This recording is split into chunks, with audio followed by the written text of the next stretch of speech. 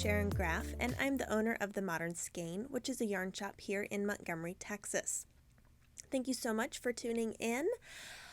It's been 2 weeks since I last podcast, but we were on vacation with Josh's parents and my husband Josh and my mom, and it was an awesome, busy, but relaxing trip. So I am all revved up and ready to get back into fall knitting. Yes, it is September. Make sure my microphone, that's on. It is September, so we are diving headfirst into fall knitting, even though it's still 90 some odd degrees. That's okay. That's what air conditioning was invented for. So, you want to see what I cast on vacation? First off, I have no finished objects. That's because I keep casting on new things rather than actually finishing something. But my goal this week is to finish one of my sweaters. Fingers crossed. If I don't get distracted with something I cast on last night, which you'll see soon. So, while I was on vacation, I only took 2 projects. So, first off, let me get to it. That is not it. I took one project that I had already started, but I hadn't gotten very far on. And so I participated for the first time in the Stephen West Yarn Along that he offers through the shop. And so with the Yarn Along, you get sent for every month for 3 months yarn and a specific pattern that is exclusive to participants of the Yarn Along for a year's time. So the pattern that it finished in, May, June, July. So it finished in July. And I'm halfway through a row, of course. But the pattern that I am working on is called Choppy Waves. So it's a shawl. And it has this fun, if you ever did or have looked at Building Blocks by Stephen West, it kind of has a variation of that same technique of the slanting squares, but almost chevron-like in a way, but not. So it's been really fun. So you can see I had only, when I brought this on vacation, I was only like halfway through this part, and so I did get through some more. And there's like 2 other colors that you stripe, and then you do a chevron border at the end. It's a really cute pattern. It's a nice, I'll say semi-mindless knit, because once you get the first row in of your new slanting direction, then you can basically read your knitting and just keep going for X amount of rows on the pattern. So it is a good vacation or travel knitting for me. So I worked on that, and then keep this together. I've got strings everywhere. Then I cast on a sweater. So my mom and I are actually doing the same sweater, and this is the first time we've been kind of doing our own knit along together, which has been really fun. Let me get this here. I just split this for sleeves last night, and I didn't have good waist yarn, so it's kind of all wrinkled up, but you can get the idea. Once I get it going here. So this is also a Stephen West pattern. This sweater is called the Night Nook, and it's out of his book Hybrid Knitting. The pattern's available in the book or on Ravelry. But this is the yoke of the sweater. So it's this fun stripe, garter stripe. There's a little bit of brioche on the 2 shoulders. It's very minor. There's no increasing or decreasing in this brioche. So even if you're a beginner brioche knitter, this would be simple and easy because it's literally 15 stitches across, and you do it for maybe 10 or so rows, something like that, depending on your size, obviously. And you knit these like little epaulets for the shoulders.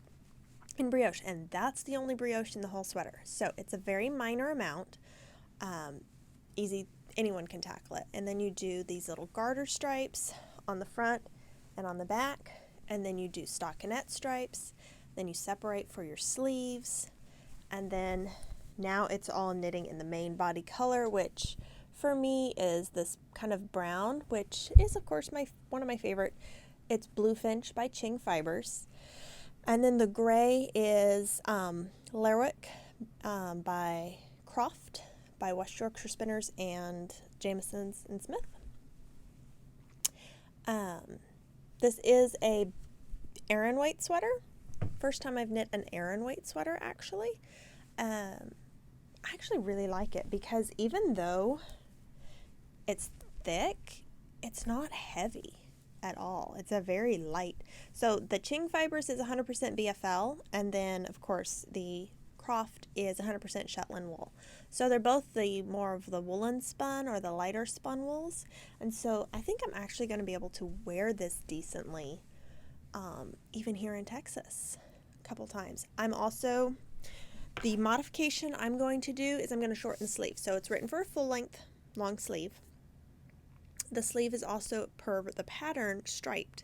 I am going to do a 3/4 length sleeve because that's what I prefer, and I may or may not stripe it. I haven't decided yet if I'm going to stripe the sleeve, stripe a portion of it and then do it solid, or just do solid to match the body.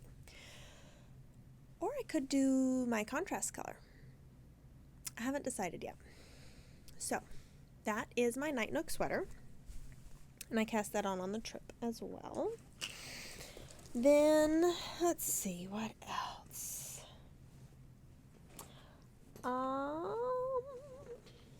That's for that. I think this is in the same spot that I showed you last time. This is my Cedar Point sweater. I have completed the body. I just have to do sleeves. So my goal this week is to at least do one sleeve, if not both. Because it's... What happened here? Oh.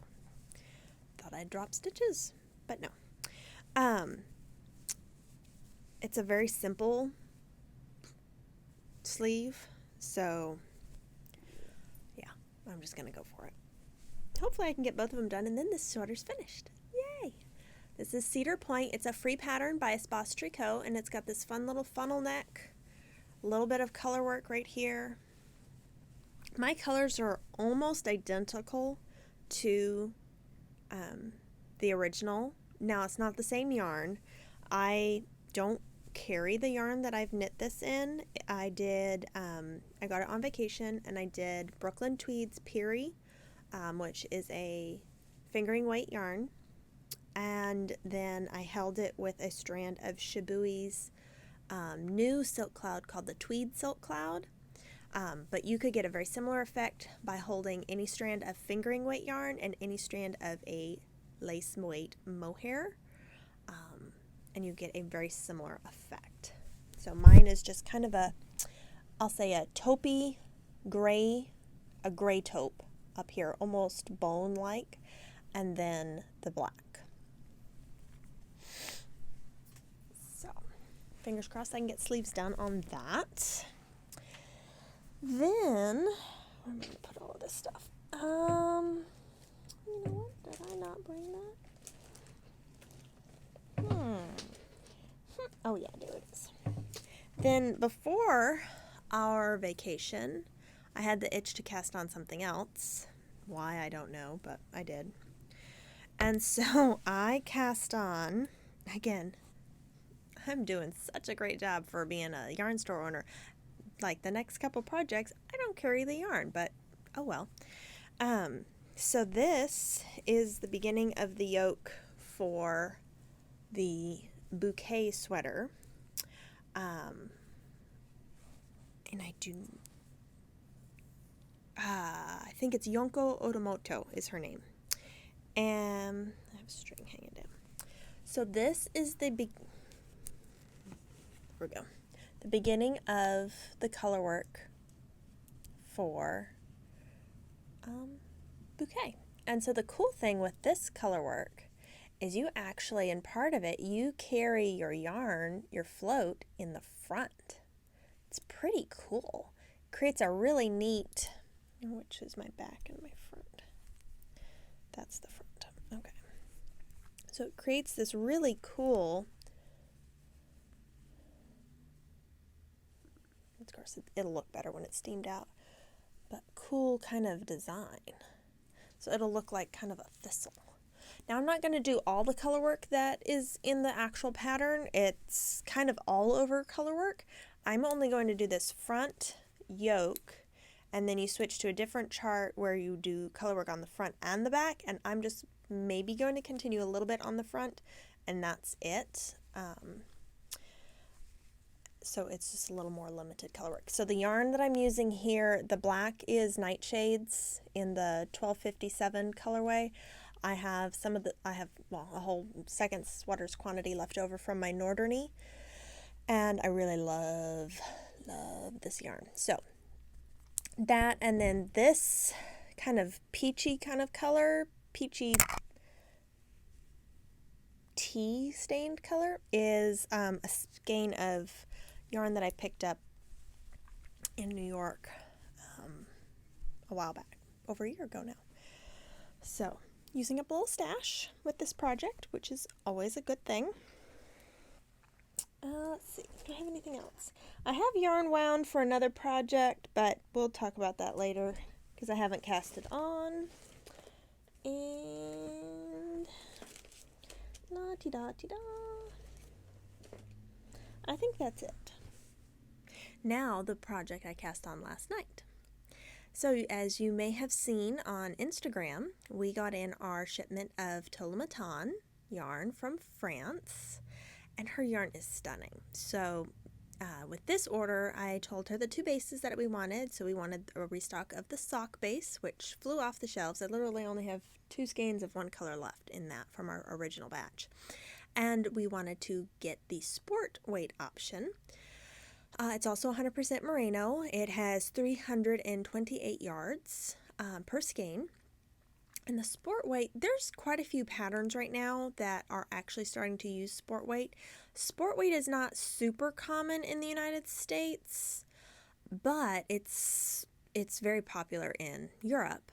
It's really some of the, what we would call here in the States, heavy fingering would technically be a sport weight over there.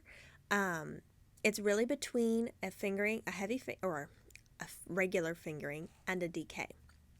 And I think it's a great option, especially for here in Texas, when you don't necessarily want to knit a fingering weight sweater, but you also don't want the bulk of a DK sweater. I think sport weight is a great option. So I'm slowly but surely, as I find vendors or dyers that will dye on sport weight, I'm going to be starting to expand our selection of sport weight. So, long story short, she sent over some gorgeous 4-color fade options in sport weight, specifically in mind for the Rose cardigan by Andrea Mowry. And so the Rose cardigan is this really fun, it's knit in pieces cardigan that's really super oversized, it looks super complicated, and she does say on there, it's not a beginner knit, simply because you're having to do multiple steps at the same time. So you have to increase and do a cable pattern repeat at the same time. But she does include really great, like an Excel spreadsheet, if you will, so that you can keep track of your rows and literally check off every single row as you go. So it does take the did I do the increase on my opposite row or whatever at the same time? Anyway, so I didn't tell Lorraine of Tot Le Matin what colors to send. I just said, send me colors. So she sent over this stunning, like teal to ice blue fade. So you go, and it's so soft and subtle.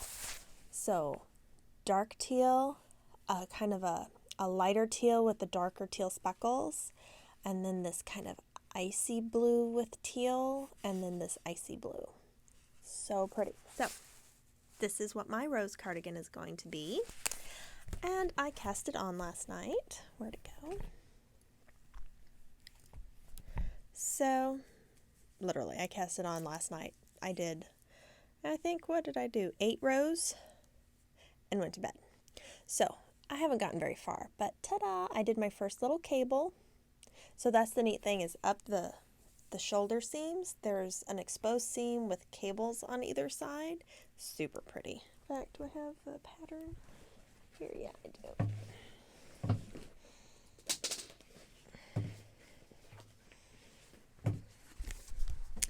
So, let's see. You can kind of see it there, the cable up the sleeves.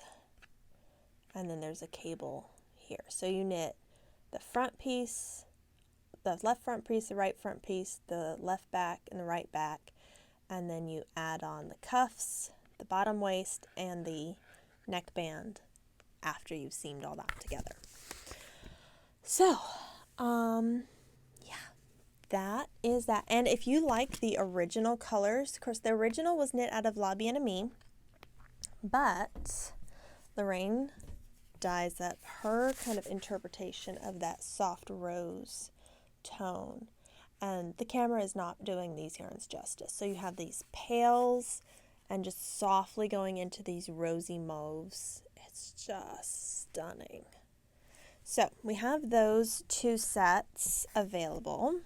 I'm not kitting them up just so you can pick the amount of skeins that you need for your size. If you do the extra small size, which is it's 50-inch bust. Now it's designed to be worn with like 18 plus inches of positive ease. I am knitting the extra small just because I don't want to be swallowed up by this giant thing. So I won't have the full 18 inches of positive ease. I will have more like 14, 16 inches of positive ease. But anyway, we also have, so we have the blue, teal kind of fade. We have kind of the original colors. And then we have some other colors that you could put together in a fade. Oops, let me show you. So you could kind of mix and match these two. I kind of like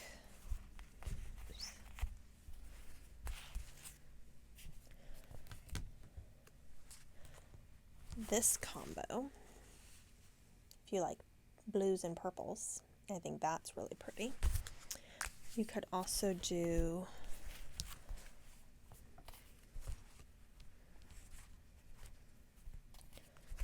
more of a purple. Let's see. You could do lots of things, but so these are the other colors that we have that are not pre-done in a fade. And this is all the sport weight. Then we also got in, while we're on it, the sock yarn from her.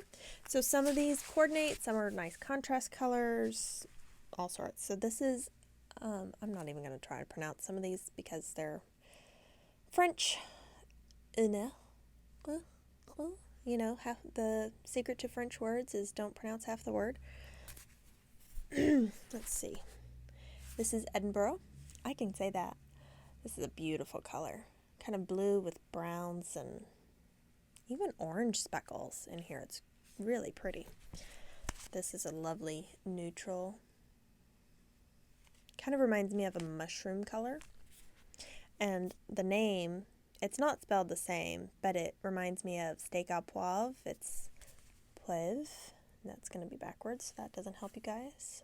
But that's me.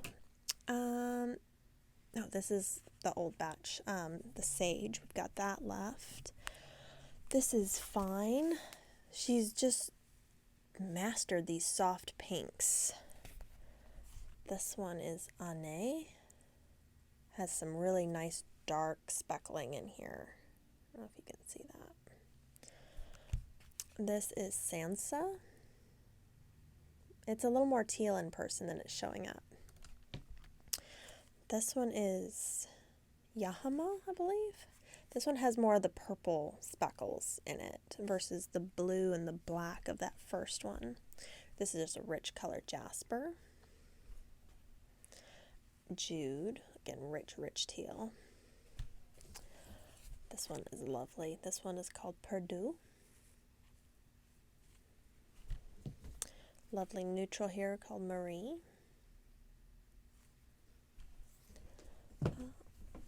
These are some pretty fall colors.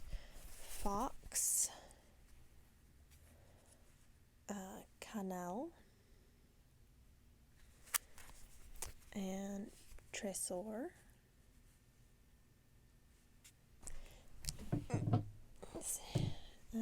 This perfect pale pink called Anna. Super pale blush.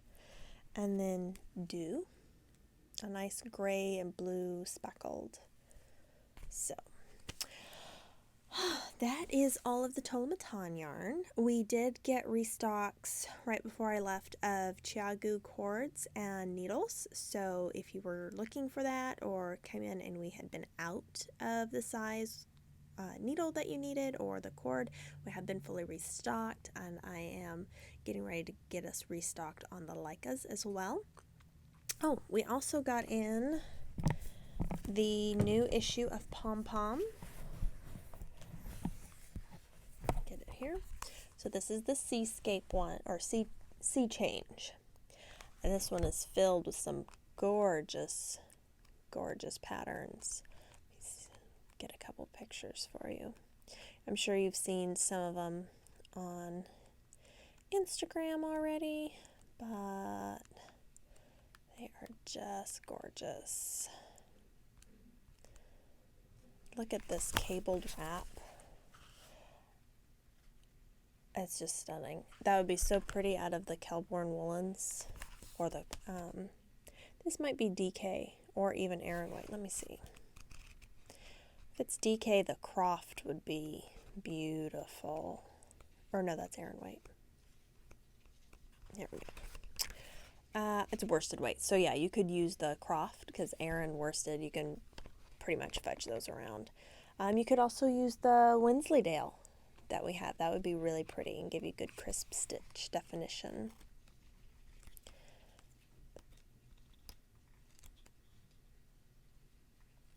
Let's see what else.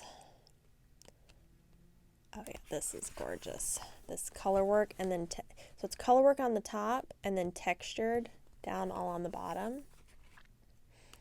It's really, here's a better picture so you can see the texture. That's just gorgeous. And that one is also done in worsted.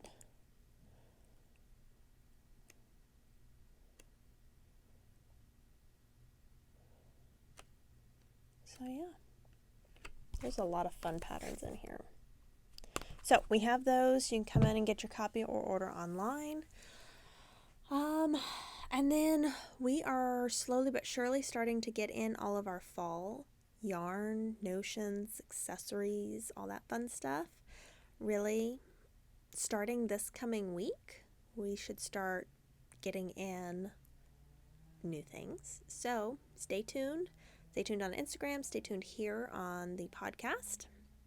You can see we have some empty spots. There's not much empty on the wall, but we'll make room for all the fun stuff that's coming. So stay tuned, and yeah, I don't really have anything else to say.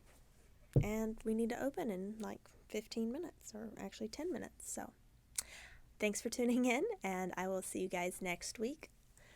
Thanks so much, and we hope to see you in the store soon. Bye-bye.